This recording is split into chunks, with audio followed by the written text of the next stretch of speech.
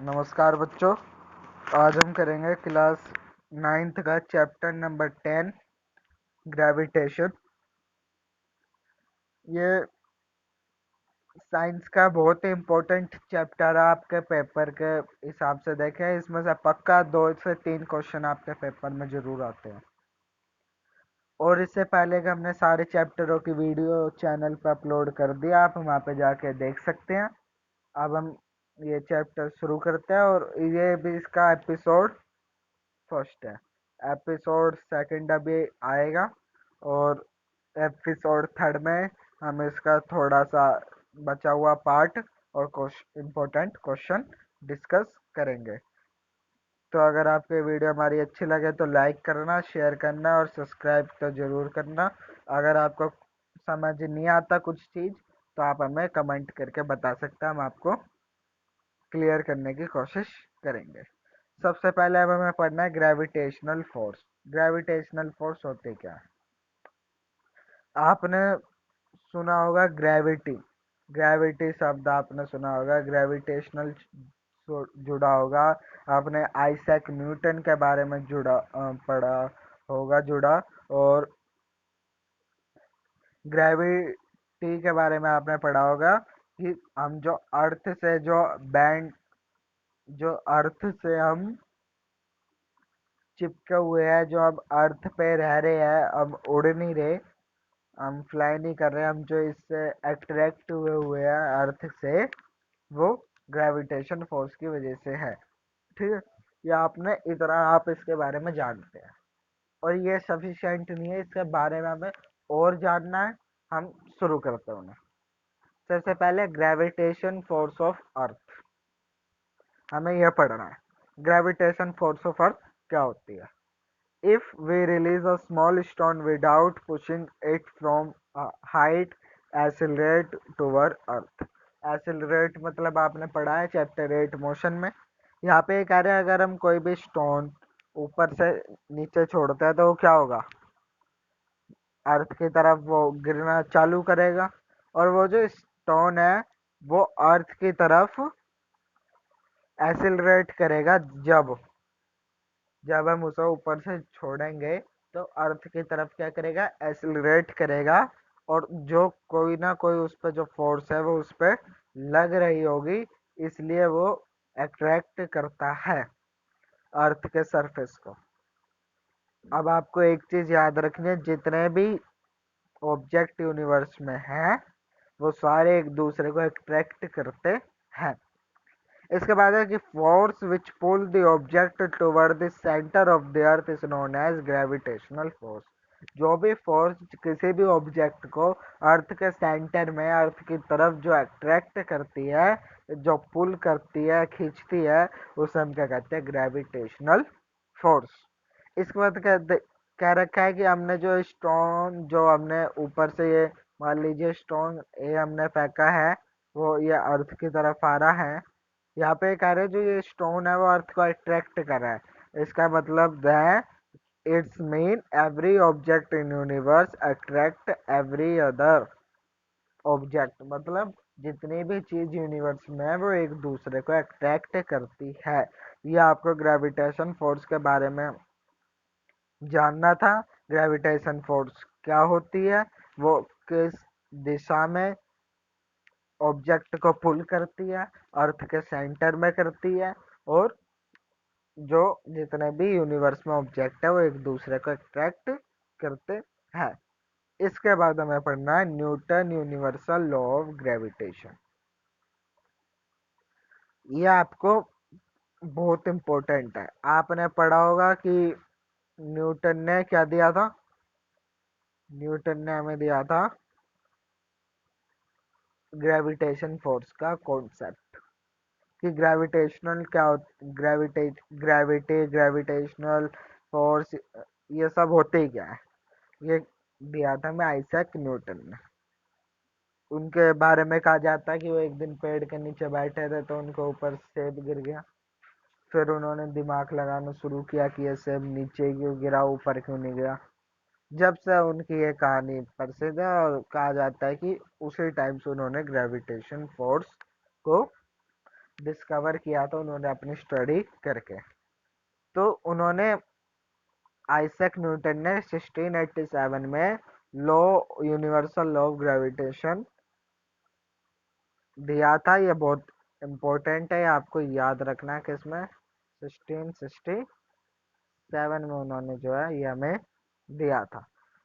इसके बाद है उन्होंने ये कहा था कि जो फोर्स ऑफ अट्रैक्शन है, मान लीजिए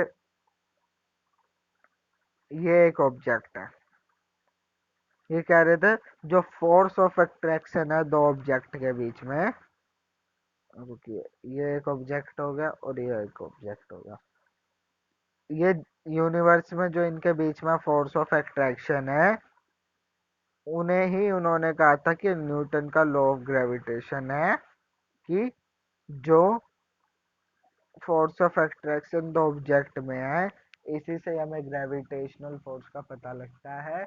और उन्होंने इसी को ही डिस्कवर किया था, उन्होंने इसी को ही कहा था कि जितने भी ऑब्जेक्ट है यूनिवर्स में वो एक दूसरे को अट्रैक्ट करते हैं, और हर एक दो ऑब्जेक्ट जितने भी हैं उनके बीच में फोर्स ऑफ अट्रैक्शन होती है। और उन्होंने क्या कहा था कि every mass in this universe, उन्होंने कहा था इस यूनिवर्स में जितना भी मास है, मतलब जैसे इसका मास आपको बताता हूँ मैं, एक ही ऑब्जेक्ट हो गया, एक ही हो गया, ठीक है, इसका मास मान लिया हमने 1 kg, ठीक है, इसका मान लिया हमने 2 kg, सॉरी 2 kg, ठीक है। तो उन्होंने क्या कहा था कि every mass in universe attract each other, ठीक है, और जितने भी मास है यूनिवर्स में वो एक दूसरे को अट्रैक्ट करता है with a force which is directly proportional to product of masses. इसकी यह जो है एक डेरिवेशन है, और ये आपको ये लाइन बहुत इम्पोर्टेंट है, आपको याद रखनी है,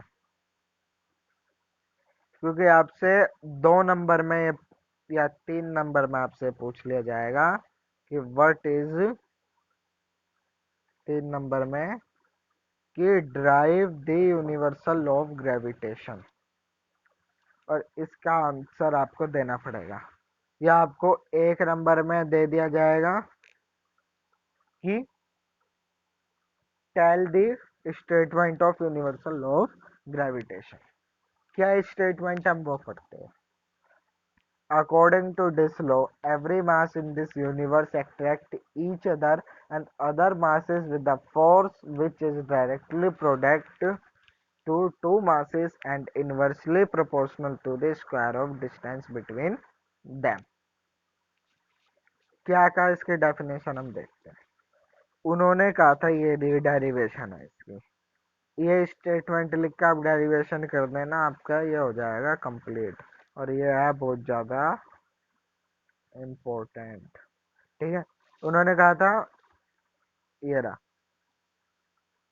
every mass in this universe attract each other, और टू मासेस, हमने ये ले लिया two mass, mass number first और मास नंबर सेकंड, और एफ जो है वो डायरेक्टली प्रोपोर्शनल है, या यहाँ पे कहा गया है ये रहा, डायरेक्टली डायरेक्टली प्रोपोर्शनल, ठीक है, हाँ। तो डायरेक्टली प्रोपोर्शनल का साइन ये होता है, ठीक है, मतलब अगर इनका मास कम होगा, जो जितने एम दिए हमें दे रखे हैं, तो उतनी फोर्स भी कम हो जाएगी, अगर ये ज़्यादा होगा तो इनकी फोर्स भी ज़्यादा हो जाएगी। यह कहा था उन्होंने कि F directly proportional m1 into m2। फिर उन्होंने कहा कि जो फोर्स है,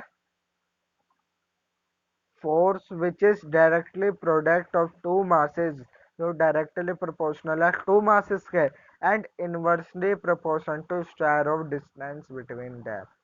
जो इनवर्सली प्रोपोर्शनल है, मतलब इन डायरेक्टली प्रोपोर्शनल का साइन ही होता है, और इनवर्सली प्रोपोर्शनल का होता है 1 में हमें जो भी वैल्यू दे रखी है, हमें डिस्टेंस दे रखा है, और डिस्टेंस का भी स्क्वायर दे रखा है, ठीक है। तो ये हो गया डी, डी यहाँ पे हमने मान लिया डिस्टेंस को, डिस्टेंस को हमने मान लिया डी का, डी, और यहाँ पे क्या दे रखा है, square of distance between dam. तो यहाँ पे क्या हो गया, डी स्क्वायर।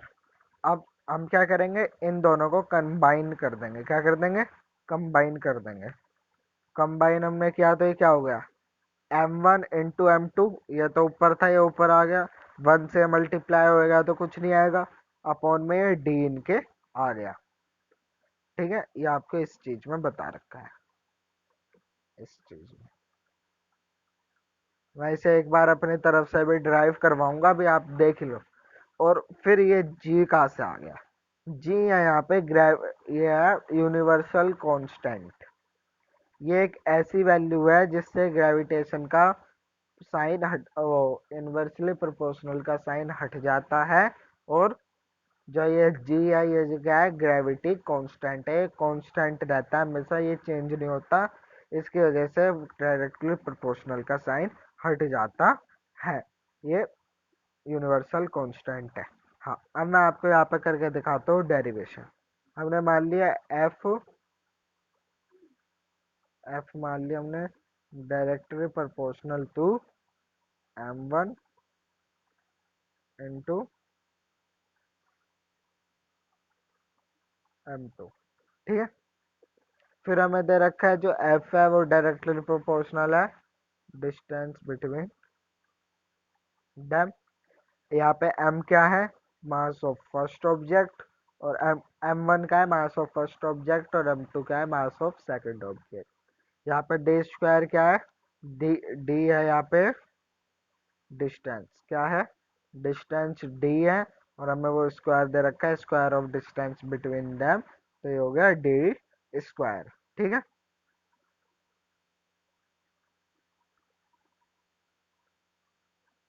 हाँ।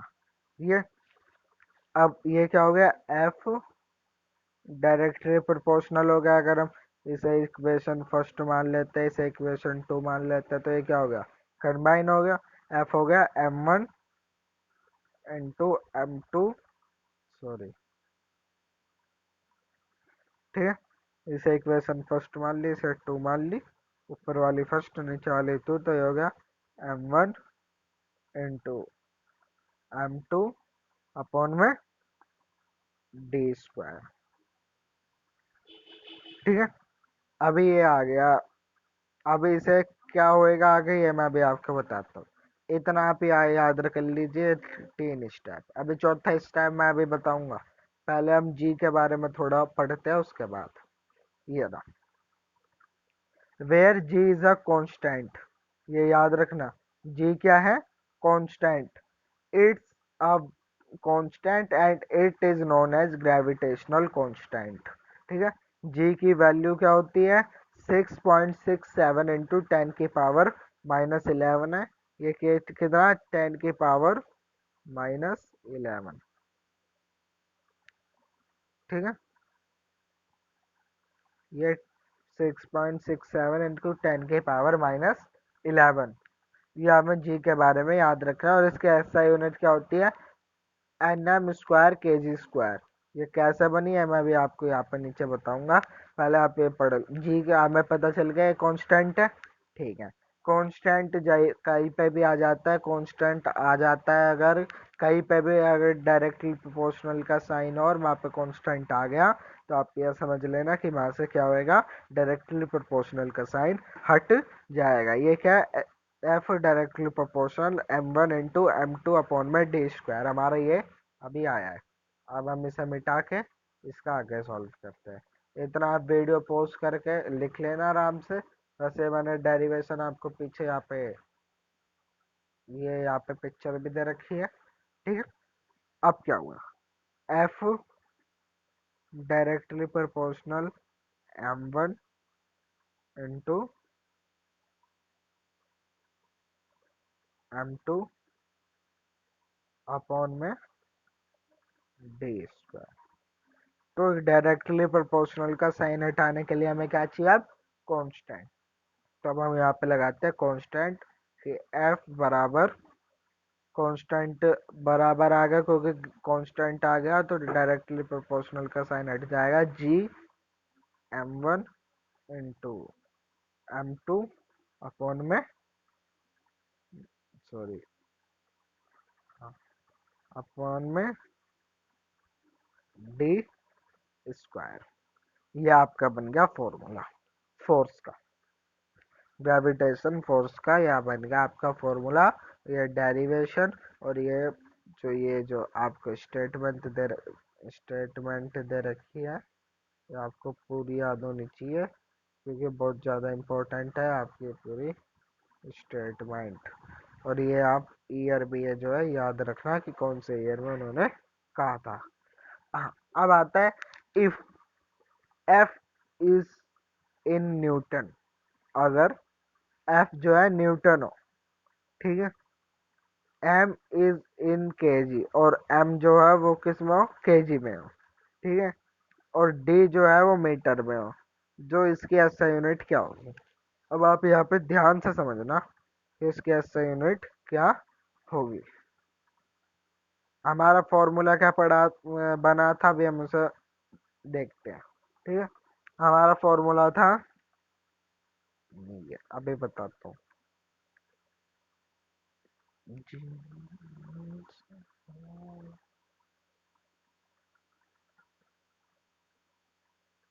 हाँ, ये आ गया, ठीक है। तो क्या था ये था एफ जी M1 M2 की जगह हम बड़ा एम और छोटा एम भी लिख सकते हैं, अपन में डी स्क्वायर। ये हमारा बना था, ठीक है। अब क्या होगा, एफ अगर हम जी यहाँ पे ले आए और एफ यहाँ पे ले आए तो क्या होगा। अगर जी यहाँ पे आ गया और एफ यहाँ, अभी बताता हूँ मैं, जी यहाँ, एफ यहाँ आ गया और जी यहाँ आ गया, तो क्या होगा, और ये नीचे आ गया और ये ऊपर चला गया। एफ आ गया यहाँ पे, एफ की एसआई यूनिट क्या होती है, न्यूटन, क्योंकि ये एफ जो है वो यहाँ चला गया, ये यहाँ आ गया और ये यहाँ से यहाँ आ गया, ऐसे ये ऊपर गया और ये नीचे आ गया। तो ये जी, एफ जी की जगह पे आ गए, तो एफ क्या हो गया, एन, ठीक है। डी ऊपर आ गया, डी ऊपर आ गया, और डी को हम किस में नापते हैं, डिस्टेंस को मीटर में, तो ये आ गया एम, परंतु ये स्क्वायर है तो एन एम स्क्वायर अपॉन में, ये एम एम नीचे आ गया, तो ये क्या हो गया, केजी। मास हमेशा केजी में नापा जाता है, ये याद रखना। मास की एसआई यूनिट केजी होती है, और जो वेट की एसआई यूनिट होती है वो दूसरी होती है। अभी वेट की एसआई यूनिट होती है न्यूटन, वेट की एसआई यूनिट होती है न्यूटन, और मास की एसआई यूनिट होती है केजी। ये आपको याद रखना है।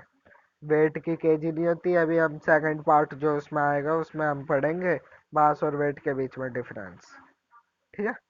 तो ये आ गया हमारा एन एम स्क्वायर के जी, मगर यहाँ पे देखें एम बी दो है, तो यहाँ पे आ गया के जी स्क्वायर। तो ये क्या आ गया, एन एम स्क्वायर अपॉन में के जी स्क्वायर। इसे हम कैसे लिख सकते हैं, अब हम देखते हैं।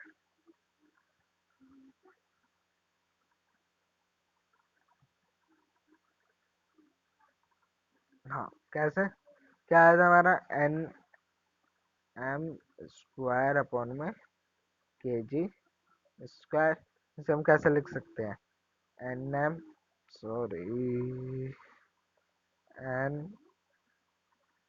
M square, N newton, M मतलब मास, अपॉन ये केजी स्क्वायर। ये हो गई हमारी यूनिवर्सल लॉ ऑफ ग्रेविटेशन की एसआई यूनिट। ये आपको याद रखनी है, ये यहाँ पे दे रखा है, एन एम स्क्वायर अपॉन में केजी स्क्वायर, ठीक है। अब हमें पढ़ना है, रिलेशन पढ़ना है थर्ड लॉ ऑफ मोशन के बीच में। थर्ड लॉ ऑफ मोशन क्या है, एवरी ऑब्जेक्ट, ठीक है, थर्ड लॉ ऑफ मोशन है कि एवरी ऑब्जेक्ट हैव देयर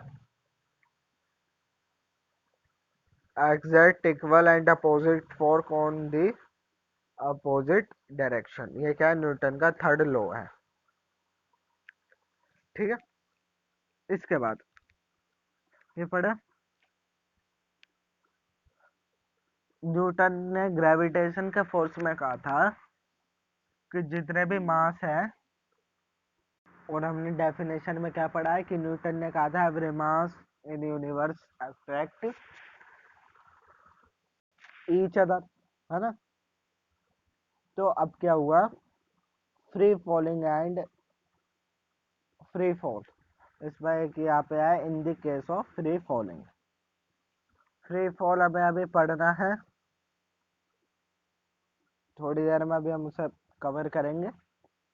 यहाँ पे है क्या, फ्री फॉल ऑफ स्टोन, ये हमने अभी देखा, अर्थ पे देखा, स्टोन अर्थ को अट्रैक्ट करता है, इसका मतलब जो है अर्थ जो है वो स्टोन को अट्रैक्ट करती है, मगर न्यूटन के थर्ड लॉ के मोशन का कारण जो स्टोन है वो अर्थ को अट्रैक्ट करता है, परंतु जो अर्थ है वो स्टोन उसे भी अट्रैक्ट करता है।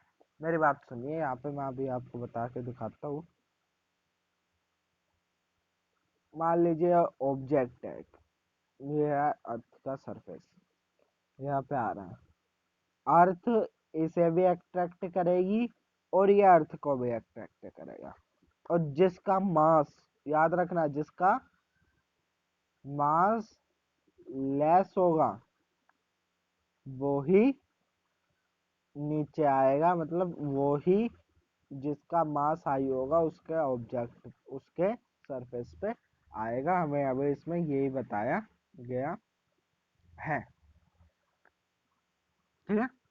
ये अकॉर्डिंग टू ये रहा, really also attract with same force, जो अर्थ है वो भी सेम फोर्स से अट्रैक्ट करती है, परंतु very little mass of stone, stone का बहुत लिटिल मास होता है, दैट इज वाई उसका एक्सेलरेशन कम होता है, मतलब उसका मास कम होता है, इसलिए वो जो है अर्थ के मास के बराबर नहीं हो पाता और वो अर्थ को अट्रैक्ट नहीं करता।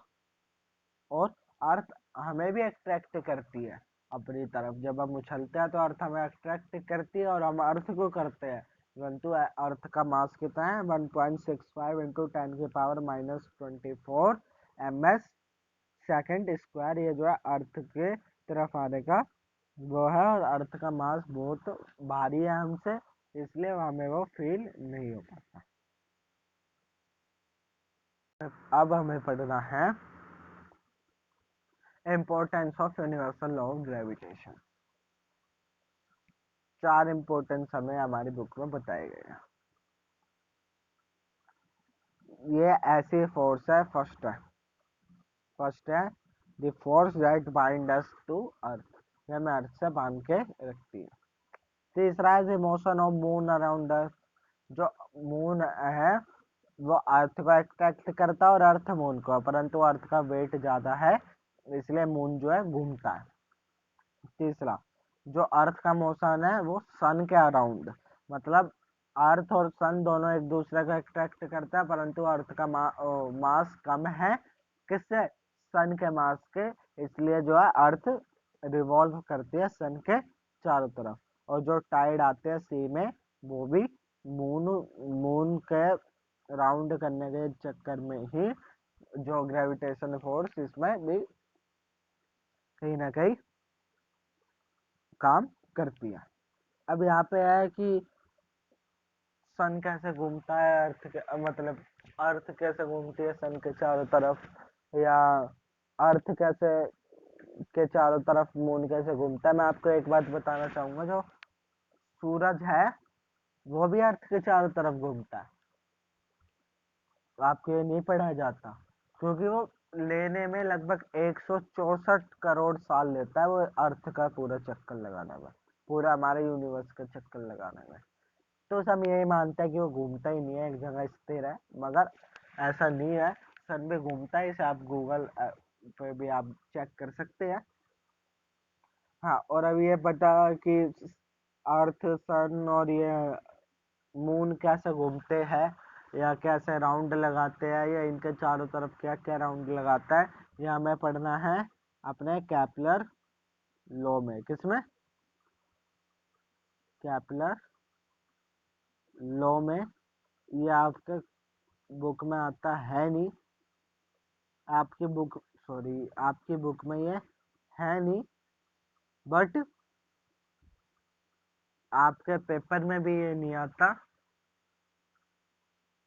हमारी डेली लाइफ में बहुत ज़्यादा इम्पोर्टेंट है, इसलिए मैं इस पे अलग से एक वीडियो बनाऊंगा केपलर लॉ पे, क्योंकि वो इम्पोर्टेंट है। आप किसी भी चीज़ का मोशन अगर देखेंगे तो आप केपलर लॉ से पता लगा सकते हैं। केपलर ने एक लॉ दिया था, वो मैंने ना इसमें आपको पढ़ाया, क्योंकि आपका बीच में टॉपिक डिस्टर्ब हो जाता ना। मैं आपको ये एपिसोड जो हमारे आएंगे ग्रेविटेशन के, फर्स्ट एपिसोड है और अभी 3 आने बाकी है, उसमें बताऊंगा। मैं अलग से एक वीडियो बनाऊंगा, उसमें आप केपलर लॉ को समझ सकते हैं। वो आपके एग्जाम में नहीं आता, ये भी आप समझ लें, परंतु उसे इम्पोर्टेंट बहुत है, आप उसे समझे, क्योंकि हायर क्लासेस में वो आपका आ सकता है। इसके बाद है,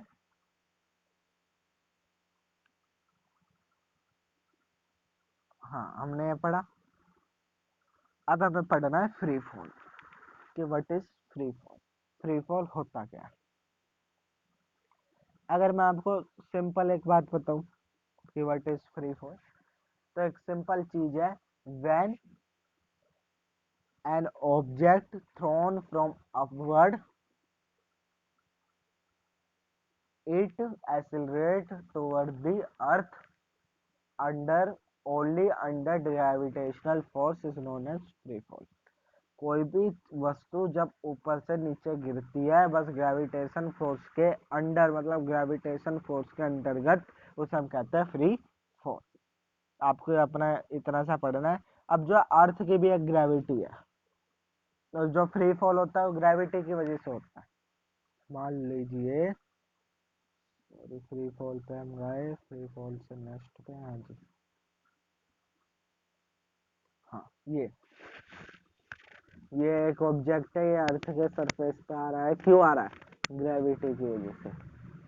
ग्रेविटेशनल फोर्स और ग्रेविटी, ग्रेविटी अट्रैक्ट करती है और ग्रेविटेशन फोर्स पूरे यूनिवर्स में होती है, ग्रेविटी बस अर्थ पे है। ठीक है, ये भी आपको याद रखना है। ये ऑब्जेक्ट नीचे इसलिए आ रहा है बिकॉज ऑफ ग्रेविटी, ग्रेविटी की वजह से ये ऑब्जेक्ट नीचे आ रहा है, क्योंकि ग्रेविटी से पुश कर रही है। ये during this free fall the direction of body do not change, velocity जो है उसकी चेंज होती रहती है। क्यों? क्योंकि अलग अलग स्पीड में वो गिरता है।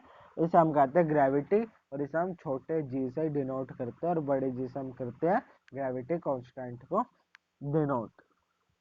ठीक है, इसके बाद जो फोर्स है उसे हम ऐसे भी बता सकते हैं, जो फोर्स है वो मास एंड ग्रेविटी का प्रोडक्ट होता है। वैसे आपने फोर्स पढ़ा होगा, फोर्स होता है मास एंड एक्सीलरेशन का product, F equal to M A. ठीक है, इसके बाद हमें ये आपको डेरिवेशन दे रखी है कि ग्रेविटी 9.8 ms स्क्वायर होती है। अर्थ की ग्रेविटी इतनी होती है, अगर आप किसी चीज को ऊपर से नीचे वाइट फेंकोगे तो इस ग्रेविटी की स्पीड से हमारा नीचे आएगी। ये आपका यहाँ पे हमारा फर्स्ट एपिसोड ये खत्म हो गया। अब हम सेकंड एपिसोड इसका अगर जल्दी ही आएगा, और थर्ड एपिसोड में हम इसका इम्पोर्टेंट क्वेश्चन और थोड़ा बचा हुआ जो सेकंड एपिसोड में बच जाएगा हम उसे करेंगे। आशा करता हूँ आपको ये वीडियो अच्छी लगी होगी। प्लीज़ हमारे चैनल को लाइक करना, शेयर करना और सब्सक्राइब करना। धन्यवाद। जय हिंद, जय भारत।